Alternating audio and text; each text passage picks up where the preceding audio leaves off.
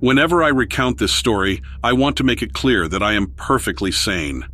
What I saw was real, not a product of my imagination or any hallucination. There are things in this world that we cannot fully understand or explain. Growing up, I've been fortunate to immerse myself in the rich tapestry of our culture, steeped in tradition and folklore. In our community, knowledge is passed down orally, from the elders to the young ones. We spend hours listening and learning, absorbing wisdom to carry forward to the next generation. Our conversations cover a wide array of topics, from spirits and gods to miracles, and even the darker entities said to inhabit our world. Yet, despite these tales, we are never gripped by fear, for we believe in our protection. My mother, however, holds a deep aversion to anything she deems demonic or unsettling. If she knew of my encounter, she'd probably insist on some form of spiritual healing, but I remain unafraid, knowing I'm shielded by divine forces. I've always been drawn to outdoor pursuits, relishing in activities typically associated with masculinity, whether it's chopping wood, fishing, or hunting. I and my cousins play a vital role in sustaining our family's way of life. Our upbringing instilled in us a strong sense of survival and courage, and we navigate our surroundings with confidence, knowing our families trust in our abilities to keep ourselves safe. In our society, children are granted a level of freedom rarely seen elsewhere. Yet, like all youngsters, we still manage to find ourselves in precarious situations. One such instance occurred when my cousin had a near-fatal accident while swimming in a turbulent stream. Following that incident, we were assigned older relatives to accompany us on our adventures, adding an extra layer of protection in the absence of modern communication devices. Unfortunately, we ended up with a cousin whose maturity level didn't quite match his responsibilities. While we had fun together and learned much from him, it was his penchant for mischief that led us down a path we never expected. He regaled us with tales of superstitions and old folklore, weaving elaborate stories to entertain us. Intrigued, I found myself drawn to the more fantastical elements, eager to explore the mysteries lurking in the depths of the forest. Fueled by curiosity, I began asking questions, seeking out information from those willing to share, yet I treaded carefully, avoiding those staunchly opposed to anything deemed otherworldly. On a fishing trip, I broached the subject with my cousin, proposing an expedition to search for these mythical creatures.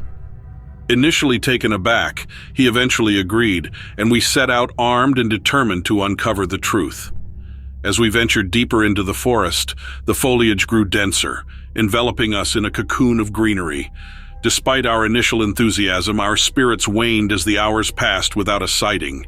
Then a putrid stench assaulted our senses, signaling our proximity to something ominous. We scanned the surroundings, our eyes landing on a grotesque figure lurking amidst the trees. It appeared to be a twisted mix of human and animal, its piercing eyes glinting malevolently in the dim light.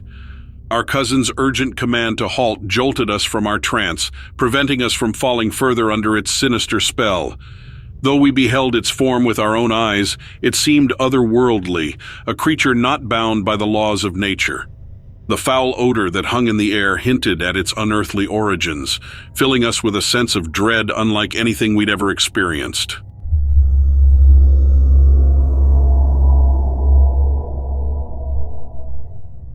I will always remember that day in September, when the leaves were changing colors. I was in Park County, Indiana. It's known for its old covered bridges, many of which were built a long time ago in the late 1800s. I have always liked these old bridges. They have interesting stories, so I wanted to see them up close. There are 31 of them altogether, scattered among hills and little streams, each with its own story. Each bridge had its own special character, which I, being a history fan, really liked. On that day, as the sun was setting, turning the sky red and gold, I was walking along a trail, checking out the Mecca-covered bridge. It was one of the bridges built in the late 1800s, about a mile east of town, and it was the last one on my list that day. It was peaceful, with just the sound of leaves rustling and birds chirping every now and then. As I looked at the bridge's peeling paint and old wood, I suddenly felt uneasy. Everything got really quiet, and even the wind stopped. I looked around, feeling a bit suspicious. Then something caught my eye. a glimpse of dark fur disappearing into the woods at the end of the bridge. I couldn't tell how big it was from that distance, but it wasn't small. Maybe as big as a bear, but it seemed out of place. I don't think bears are common around here. I was curious, though, wondering if that's really what I saw, so I decided to check it out. As I got closer to where I saw it, my heart started beating faster. Even the air felt like it got darker and heavier around me. The smell in the woods changed, too, a strange mix of burnt charcoal and something metallic. It was odd to say the least. I started hearing noises as I got closer. The noises were loud, and they descended on the quiet woods like distant thunder, sending a flock of birds flying out of the trees above. There were growls, and a chilling howl echoed. I should have run, but curiosity pulled me deeper into the woods along a trail. Well, more of a rustic path through the trees that I had found at the end of the bridge. As I ventured deeper, it suddenly got colder, giving me a spooky feeling, even though it had been warm all day. I paused. I was sweating, and my heart was racing. There, between a cluster of trees about 50 feet away, in the fading light, I saw it. This dark and totally scary thing. It looked like a giant dog, hunched over with an air of dominance. It almost blended into the shadows of the undergrowth. It was all pretty frightening, but its eyes were the scariest part. They were like glowing coals in the dim light. Those eyes, glowing in the dark, seemed to pin me in place. Then just as suddenly as it appeared, the creature blinked out of sight. 1 second it was there, the next it was gone, like a ghost. I was so scared I couldn't move for what seemed like forever. My knees trembled under the weight of what I'd witnessed. I tried telling myself it was just a trick of the light, but deep down, I knew. After a while, I managed to get enough courage to check out where it had been. I combed the forest floor for signs of its existence, but found nothing. No prints, no broken branches, nothing at all.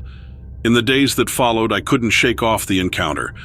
I kept trying to make sense of it, blame it on tiredness or the fading light, but every time I closed my eyes, I would see those burning red eyes.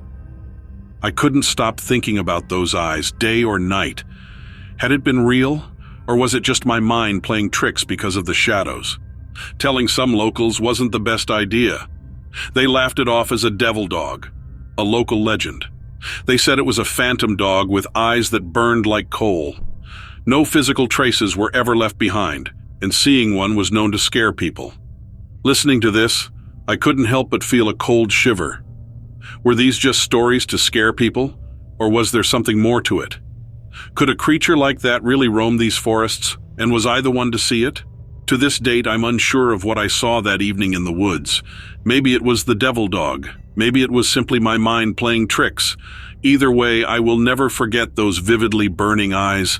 The feeling of being watched that evening is something I can't shake off. And ever since that day, despite my love for history and the rustic charm of the bridges, I haven't returned to Park County. The memory of those ominous red eyes, a deterrent too potent to overlook.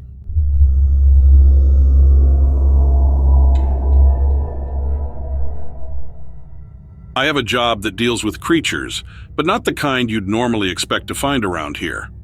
My official title, written on my business cards, is Exotic Invasive Species Management. That means I go out and handle animals that shouldn't be where they are, like chasing iguanas away from golf courses in Miami or catching pythons in the Everglades. It's a pretty good gig, I must say. But let me tell you about something really wild that happened down in the swamps of Florida, near the Everglades National Park. It's a place where the airboats buzz around and the tall cypress trees seem to have a mind of their own. One day I got a call about something strange going on. Animals were disappearing in a weird way. No tracks, just bits and pieces left behind. People were spooked, talking about some unknown creature lurking in the shadows. Now, I'm not one to believe in spooky stuff, but the locals looked at me like I was their last hope. So I agreed to investigate. I packed up my truck with all my tools and headed out to the swamps. The sun was setting as I arrived, and let me tell you, those swamps can get mighty noisy with all the bugs buzzing around. I met with a guy named Joe who had called me. He seemed like a straightforward fellow, talking about how this mystery creature was throwing off the natural balance of things. Now, Joe didn't come right out and say it, but I could tell from the way he talked that he was worried about something beyond just your typical animal problem. He looked like he wanted to warn me, but without scaring me off. I told him I'd do my best, setting up cameras and looking for any clues. Sunset in the Everglades is something else, and the sky turns all sorts of crazy colors, and the water shines in a way that's magical. But that night, as darkness fell, things got eerie real fast. I was busy setting up my gear when I felt it, a strange heaviness in the air like I was underwater. I couldn't shake the feeling. Then I saw it amidst the twisted roots of a mangrove tree. There was something that looked almost human, but all wrong. Its shape was distorted, and its eyes, well, they were something else. They glowed too bright, like headlights in the night. As I squinted, trying to make sense of what I was seeing, I realized this creature wasn't just odd-looking. It seemed like it was struggling to hold its form, like it couldn't quite decide what it wanted to be. And those eyes, they were unlike anything I'd ever seen before, bright and unblinking, cutting through the darkness like electric beams. Now, I've heard of animals that glow in the dark, but this was different. This was the Everglades, not the bottom of the ocean. In that moment, my job tracking down invasive species felt pretty small. This wasn't something I could just catch and release. I was way out of my depth. I wanted to call out to it, to try and communicate, but my throat felt dry, and the words wouldn't come out. Then, as if it could sense my thoughts, the creature tilted its head, its movements jerky and insect-like. That's when I noticed its skin, if you could call it that, shifting and churning like snakes under a blanket. It was horrifying, yet mesmerizing. I don't know how long I stood there, but eventually, something snapped me out of it. Maybe it was a noise, or maybe I just realized I could move again. Either way, I stepped back, and the creature did the same, disappearing into the darkness. I didn't stick around to see what it would do next, so I hightailed it out of there, back to my truck, and drove until I reached the safety of a nearby motel. That night, I couldn't shake the image of those glowing eyes from my mind. I tried to come up with a logical explanation, but nothing made sense. The next day, I met with Joe again and told him everything. Surprisingly, he didn't think I was crazy. In fact, he seemed to know exactly what I was talking about. According to Joe, what I saw was the spirit of the swamp, disturbed by all the changes happening around it. It wasn't a monster or a creature to be feared, but a guardian of sorts, keeping watch over its domain. That encounter changed me, and it made me realize that there are things out there we don't understand, things beyond our control. And now, whenever I go into the wilderness, I do so with a newfound respect. So that's the story of the strangest thing I've ever encountered in my line of work, and it's a reminder that sometimes the unknown is closer than you think.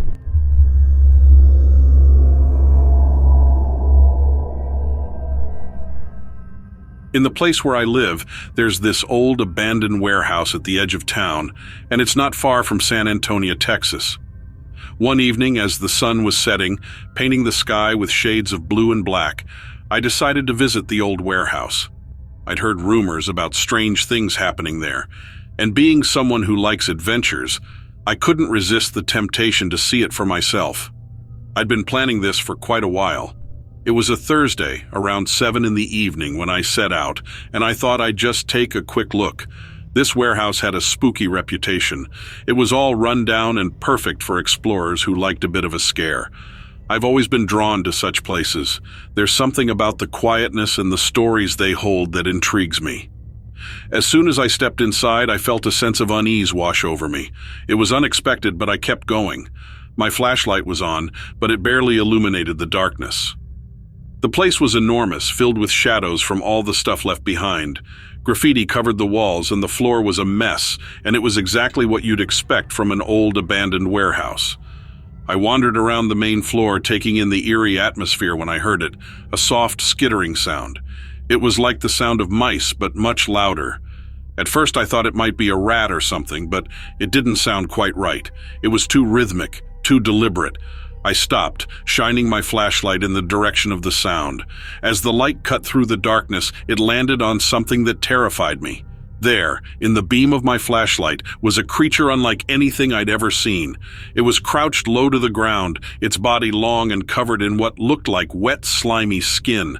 The scariest part was its face, or rather, the lack of it. Instead of eyes, a nose, or a mouth, there was only a smooth, blank surface. It was like looking at a living, breathing hole. The creature moved strangely, its movements not like any animal I knew. It was hunched over and its skin a pale color that made it almost see-through. It crawled along the floor in a way that made my skin crawl. I was frozen in place, unable to move. My mind raced, trying to make sense of what I was seeing. This was no human, and it wasn't any animal either. The creature stopped, and for a moment it felt like it was staring right at me, even though it had no eyes. Fear took over. I knew I had to get out of there, but my legs wouldn't listen. It was like I was stuck in one of those nightmares where you can't move no matter how hard you try. Then, the creature moved, and it was fast, almost like a blur. In that moment, every part of me screamed to run, but I couldn't move. The creature darted from one shadow to another, barely visible in the dim light. My breath caught in my throat and heart pounded loudly. I was terrified, but also fascinated. I knew I should run, but a part of me wanted to stay and understand. The creature stopped suddenly as if listening for something, but the warehouse was quiet, except for distant traffic and the creaks of the old building. It felt like it was just me and the creature in the world. Then it turned toward me, but I still couldn't see its face clearly yet. I felt its gaze on me.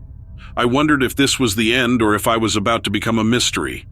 My mind raced with thoughts of my family and friends, but the creature didn't attack. It just watched me, its head tilted as if trying to understand. I realized then that it was scared too. We were both curious and afraid. The moment seemed to last forever, but it was only a few seconds. Then, as quickly as it had appeared, the creature vanished into the shadows. Alone in the silence, I gathered my courage. I knew I had to leave, so I made my way back to the entrance, listening for any sign of the creature. But it was gone, and the warehouse was silent. Outside, the night air felt comforting. I took a deep breath, trying to calm myself. I looked back at the warehouse, knowing I'd never forget what happened. Driving home, I felt a mix of fear and wonder. I knew no one would believe me, but that didn't matter. I knew what I saw, and that was enough.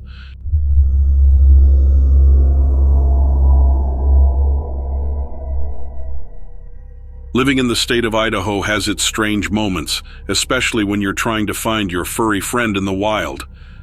This happened to me a while ago. It was autumn, and I found myself at Ponderosa State Park. The place was covered in thick fog, making it feel like I was walking through a cloud.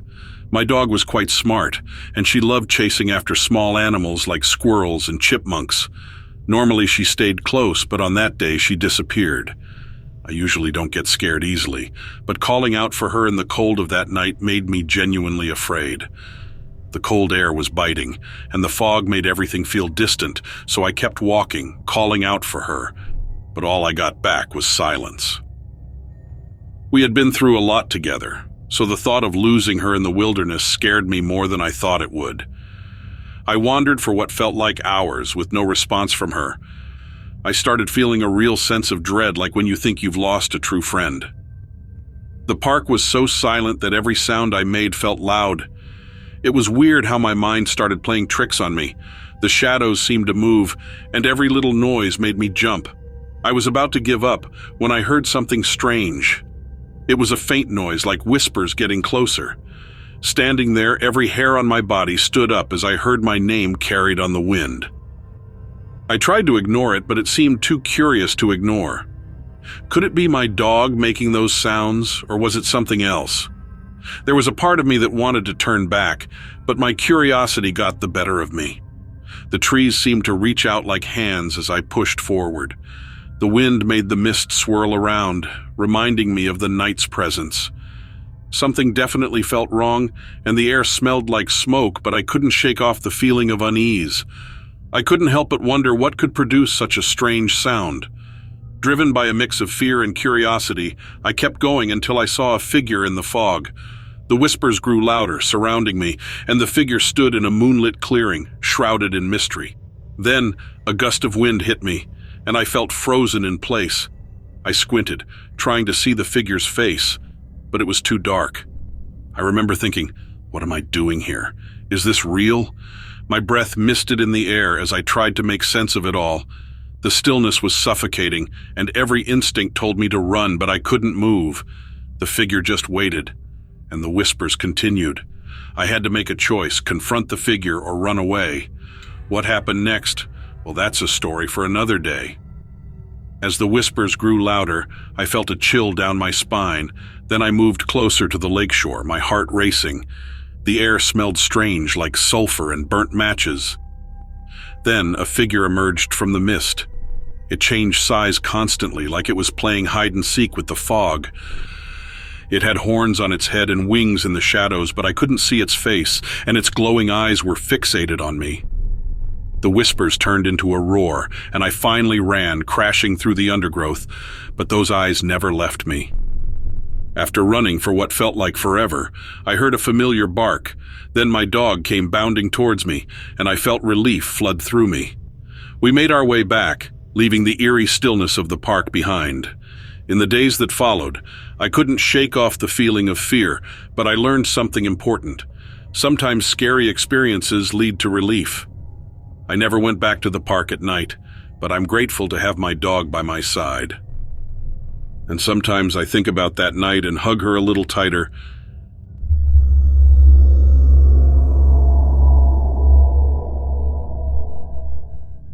Once upon a time, when my grandfather was just 7 years old, something really strange happened to him. It was a bright sunny day, and he was playing in the backyard. Then suddenly he smelled something awful, like rotting garbage or something decaying. Curiosity sparked in him, so he decided to investigate. Ignoring his parents' warnings about going into the woods alone, he ventured towards the edge where the trees began. With a long stick, he poked around, searching for the source of the stench, and despite his efforts, he found nothing unusual, but the smell grew stronger, tempting him further into the woods.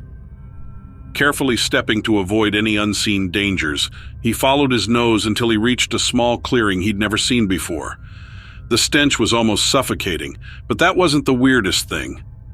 Right in the middle of the clearing stood something completely out of place.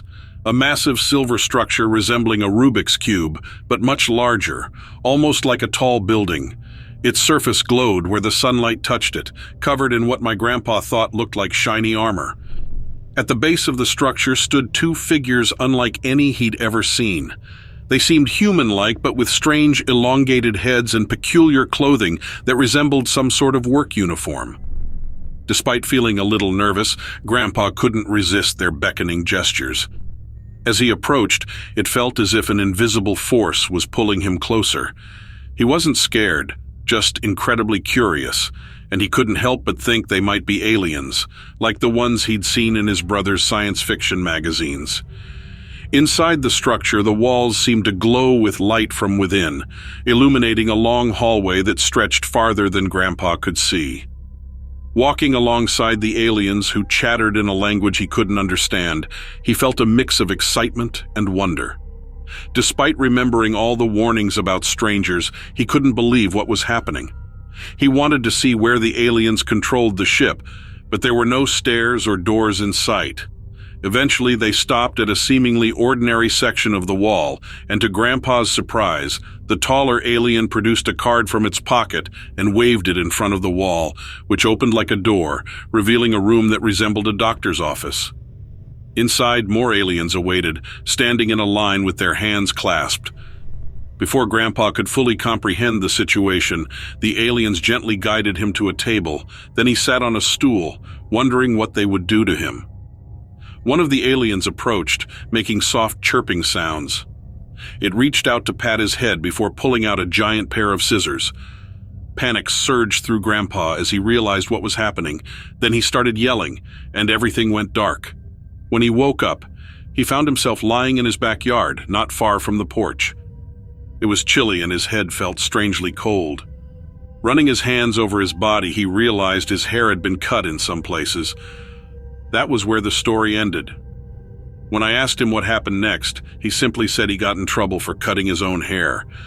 He never told his parents about the strange encounter in the woods, fearing their scolding for going alone.